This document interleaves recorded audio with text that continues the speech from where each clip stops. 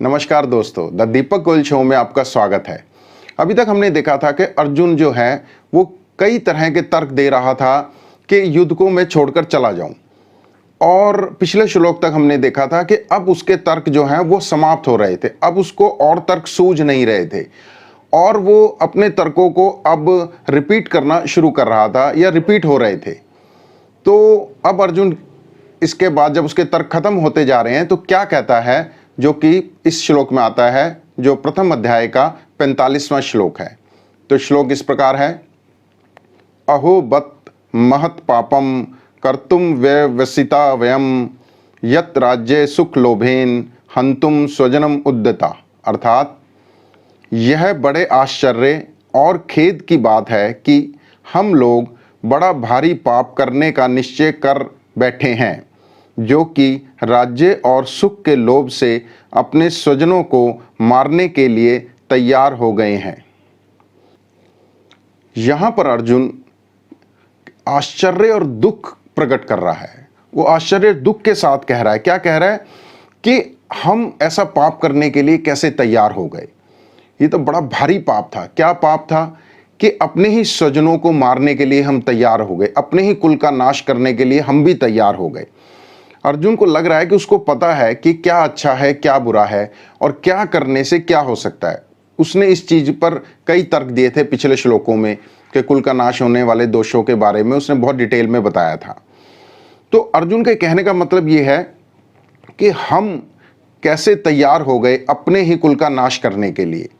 अर्जुन कह रहा है कि दुर्योधन तो लोभ के वश, दुर्योधन को तो लालच है, दुर्योधन तो लालच में अंधा होकर अपने कुल का नाश करने के लिए खड़ा है, लेकिन हम भी लोभ के लिए ही, राज्य और सुख के लोभ के लिए ही तैयार हो गए हैं लड़ने के लिए, अपने कुल का नाश करने के लिए।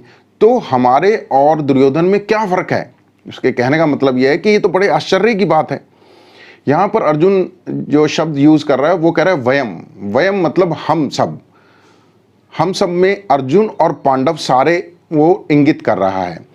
अर्जुन के कहने का मतलब यह है कि अर्जुन कह रहा है कि हम पांडव, हम तो जानते हैं क्या अच्छा है, क्या बुरा है, क्या कर्तव्य है, क्या अकर्तव्य है, क्या करना चाहिए, क्या नहीं करना चाहिए, क्या पाप है, क्या पुण्य है। हम तो जानते हैं, और हमारे जैसे जानकार लोग भी, हमारे जैसे जानकार व्यक्ति भी इतना भारी पाप करने का निश्चय कर बैठे हैं। स्वजनम हंतुम उद्यता, अपने स्वजनों को मारने के लिए तैयार हो गए हैं। यह आश्चर्य की बात है। उसके कहने का मतलब यह है कि हम लोगों ने तो शास्त्रों से सीखा है, अपने गुरुओं से सीखा है, अपने बड़े बुजुर्गों से सीखा है कि जीवन को कैसे सुधारा जाए, जीवन में दूसरों की मदद कैसे की जाए।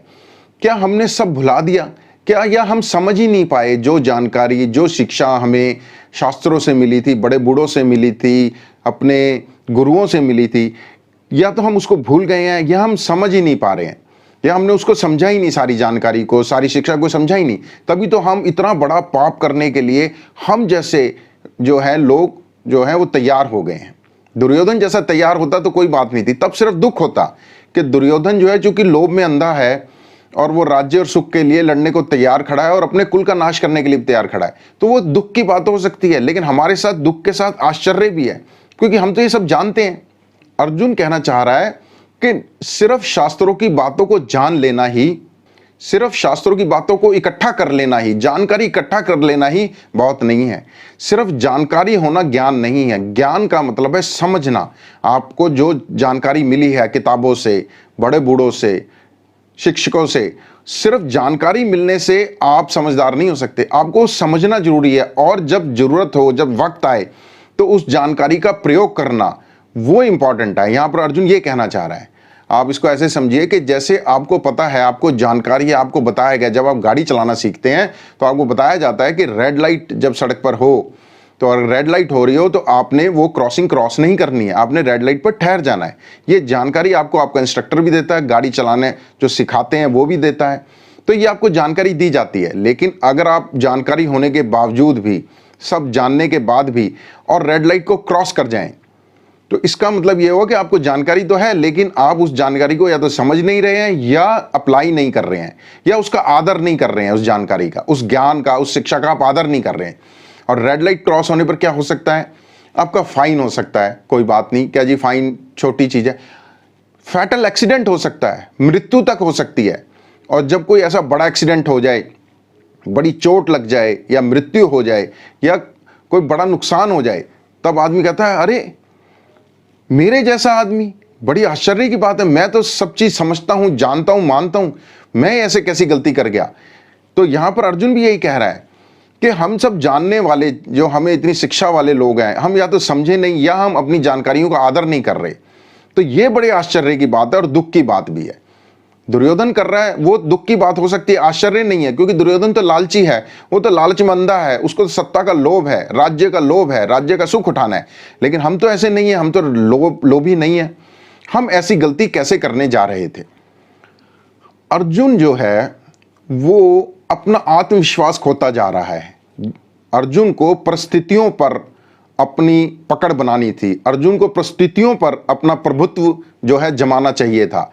वो एक क्षत्रिय है, वो एक लड़ाका है, वो एक सेनानी है। उसने बहुत युद्ध लड़े हैं और बड़ी सफलतापूर्वक लड़े हैं। उसने परिस्थितियों को, मुश्किल से मुश्किल परिस्थितियों पर काबू पाया है।